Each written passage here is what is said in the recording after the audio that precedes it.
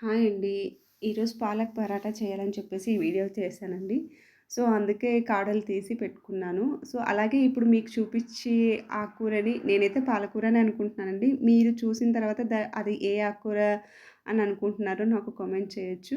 So, లే ఆకుకూర కదా మట్టి ఉండొచ్చు అని చెప్పేసి నేను కొంతసేపు వాటర్‌లో పెట్టేసానండి. ఒక 10 నిమిషాలు అలా ఉంచి మళ్ళీ వాటర్‌ని వంపేసాననమాట. సో, ఈ లోపల కర్రీ కోసం ప్రిపరేషన్స్ చేసుకుందామని చెప్పేసి అల్లం వెల్లుల్లి పేస్ట్ చేసుకుంటున్నానండి. సో, అదంతా పీల్ తీసేసుకొని అల్లంకున్న తోలు తీసేసి సన్నగా తరుక్కొని ఇలా దంచుకుంటున్నాననమాట. స్మూత్ పేస్ట్ లాగా చేసేసుకోవాలండి. అలాగే ఒక ఆనియన్ తీసుకొని నేను ఆనియన్ కూడా చాలా సన్నగా కావాలండి. అందుకే నేను ఈ మిక్సీలో వేసుకొని కచ్చా పచ్చాగా చేసుకుంటున్నాను. ఇప్పుడు నేను చూపించే ఈ మిక్సీలో పేస్ట్ అవ్వదండి. జస్ట్ సన్నగా చాప్ మాత్రమే అవుతుందనమాట. సో, ఇలా సన్నగా చాప్ చేసుకొని అలాగే ఆలు కూడా తీసుకున్నానండి. నేను 2 ఆలూస్ తీసుకున్నాను. మీడియం సైజ్ అనమాట. తీసుకొని కొంచెం పొడుగ్గా తరుక్కున్నానండి. సో, ఆలు అనేది మీ ఆప్షన్. అంటే తరుక్కోవడం అనమాట. ఏ సైజ్ కావాలనేది మీకు నచ్చిన సైజులో తరుక్కోవచ్చు. బట్ ఈరోజు అలా పొడుగ్గా తరిగితే ఎలా ఉంటుందని చెప్పేసి నేను పొడుగ్గా తరుక్కున్నాననమాట అంతే. సో, ఇప్పుడు ఇంక పాన్ పెట్టేసుకొని నేను కొంచెం ఆయిల్ ఏసుకున్నానండి.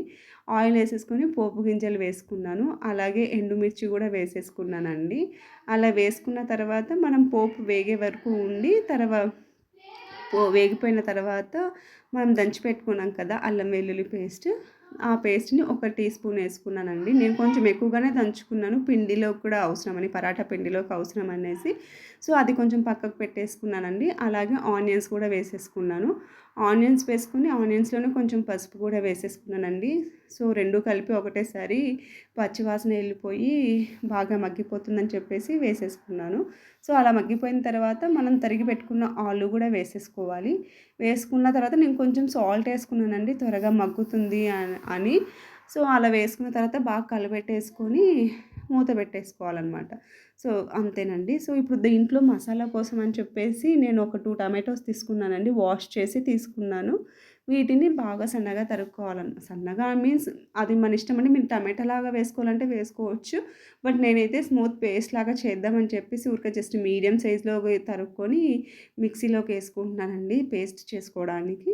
సో, అలాగే ఈ టమాటాస్ వేసిన జార్‌లోనే నేను మసాలాస్ కూడా వేసేసుకున్నాను. ఒక టీ స్పూన్ జీరా పౌడరు, కొరియాండర్ పౌడరు, అలాగే రెడ్ చిల్లీ పౌడర్ ఏసుకున్నానండి. మీ మీ టేస్ట్‌కి తగ్గట్టు మీరు వేసుకోవచ్చు. నేనైతే 1 ½ teaspoon red chilli powder ఏసానండి. మీరు ఇంకా స్పైసీ తినేవాళ్ళైతే ఇంకొంచెం వేసుకోవచ్చు. అంతే. సో, అలాగే ఇప్పుడు ఈ ఆకుకూర మనం కడిగి పెట్టుకున్నాం కదా! అది చాలా సన్నగా తరుక్కోవాలండి మన వీలైనట్టు. మీకు ఇలా ఇష్టం లేకపోతే పేస్ట్ చేసుకొనైనా వేసుకోవచ్చు. బట్ రెగ్యులర్‌గా అలాగే కదా చేసుకునేదని చెప్పేసి నేను ఈరోజు ఇలా చేస్తున్నాననమాట. సో, ఇంకేం లేదండి. సో, అదే ఫస్ట్‌లో అడిగా కదా! ఈ ఆకుకూర ఏంటి అని. బట్ చైనాలో పాలకూర దొరకదంటండి. నేను ఆ సైజుని చూసి పాలకూర అనుకున్నా. దీన్ని చైనీస్ క్యాబేజ్ అంటారంటండి. మా హస్బెండ్ మళ్ళీ చెప్పారు దాన్ని. అంతేనండి. సో, నేనైతే ఇంక లీఫీ వెజిటబుల్ కదా అని చెప్పేసి ఇలాగే కంటిన్యూ అయిపోయాననమాట. పాలకూర పరాటా అని జెప్పేసి. సో, అలాగే ఇప్పుడు పేస్ట్ గూడా వేసేసానండి కర్రీలోకి. వేసుకొని బాగా కలబెట్టుకొని మధ్య మధ్యలో కలబెడుతూ ఉండాలండి. లేదంటే అడుగంటినట్టు అవుతుందనమాట. మీకు ఇట్లా గ్రేవీలాగా కావాలంటే ఈ స్టేజ్‌లో ఉన్నప్పుడే ఆలు ఉడికిపోతే ఆఫ్ చేసేసుకోవచ్చు. బట్ నేను కొంచెం డ్రైగా కావాలని చెప్పేసి మొత్తం నీళ్ళంతా ఇంకిపోయే వరకు ఉంచాననమాట.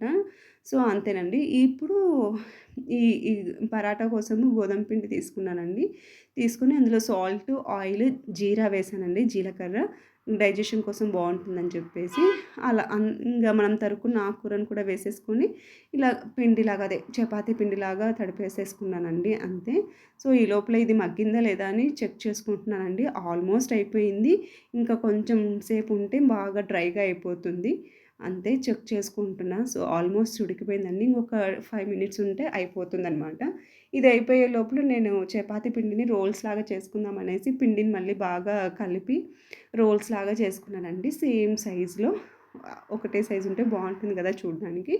అంతే. సో, అలా అన్ని రోల్స్ అన్నీ చేసేసుకొని మనం రెగ్యులర్‌గా చపాతీ రుద్దుకునేలాగా రుద్దేసుకోవటమేనండి అంతే. ఏం పెద్ద ప్రాసెస్ ఏం కాదు. బట్ ఇలా రౌండ్ కావాలంటే రౌండ్‌గా కూడా చేసుకోవచ్చు. బట్ నేను ఇంకా స్మూత్‌గా, మెత్తగా రావాలని చెప్పేసి రో మడత పెట్టేసానండి. మధ్యలో ఆయిల్ పట్టించి, అలా పట్టించిన తర్వాత మళ్ళీ పరాటాలాగా రుద్దుకోవాలనమాట కర్రతో. అంతేనండి. మీకు నచ్చినట్లయితే రౌండ్‌గా అయినా చేసుకోవచ్చు, ఇలాగైనా చేసుకోవచ్చు. అది మీ ఆప్షన్ అనమాట. బట్ ఇలా మడత పెట్టి చేస్తే మాత్రం చాలా స్మూత్‌గా ఉంటుందండి. పెద్దవాళ్ళైనా, చిన్న పిల్లలకైనా తినడానికి బావుంటుంది. అలాగే ఇట్లా మడత పెట్టకపోతే కూడా కొన్ని స్మూత్‌గానే వస్తాయి. ఒక్కొక్కసారి మనం పిండి తడిపిన దాన్ని బట్టి కొంచెం గట్టిగా గూడా వస్తుంటాయనమాట. బట్ అలాంటప్పుడు మనం ఇలా మడత పెట్టి చేస్తే చాలా మృదువుగా గూడా ఉంటాయి. పెద్దవాళ్ళు తినడానికి గూడా ఇబ్బంది లేకుండా మంచిగా తినేస్తారనమాట. అంతే. సో, ఇలా మనం చేసుకున్న వాటన్నిటిని ఇలా కాల్చుకొనేసి, మనం చేసుకున్న కర్రీతో సర్వ్ చేసుకోవటమేనండి. అంతే. సో, మీకు పాలకూర పరాటా నచ్చిందనే అనుకుంటున్నాను. కర్రీ గూడా బాగా కుదిరిందండి ఈరోజు. మసాలాస్ అవన్నీ కూడా కరెక్ట్‌గా సరిపోయాయి. సో, ఈ రెండిటిని కూడా మీరు ట్రై చేసి ఎలా వచ్చిందో కామెంట్ చేస్తారనే ఎక్స్‌పెక్ట్ చేస్తున్నాను. అంతేనండి. సో, మీకు ఈ పాలకూర పరాటా నచ్చిందని అనుకుంటున్నాను. సో, అన్నీ అంతేనండి, ఇలా కాల్చుకోవటమే. చూసారు కదండీ! పరాటా రెడీ అయిపోయింది. సో, ఫస్ట్ చపాతీ కాబట్టి నేను కొంచెం చుంచేసి స్టవ్ దగ్గర పెడతాననమాట. అంతే. సో, అలా గ్రాడ్యువల్‌గా రుద్దుకుంటూ, కాలుస్తూ అన్నీ ఫినిష్ చేస్తానండి నేనైతే. అంతే. నేను ఈ వీడియో మీకు నచ్చిందని అనుకుంటున్నా. మీకు నచ్చితే లైక్ చేసి, షేర్ చేసి, సబ్స్క్రైబ్ చేసుకోండి. Thank you so much for watching.